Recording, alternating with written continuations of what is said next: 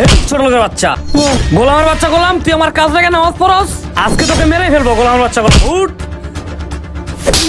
মালিক, এটা কি কাজ করলেন? একজন নামাজে থাকা ব্যক্তিকে লাথি মারলেন, আবার তাকে থাপ্পড়ও মারলেন, এটা কি কাজ করলেন? গোলামের বাচ্চা গোলাম, তুই আমার মুখে কথা বলিস, আজকে তোকে মেরেই ফেলবো।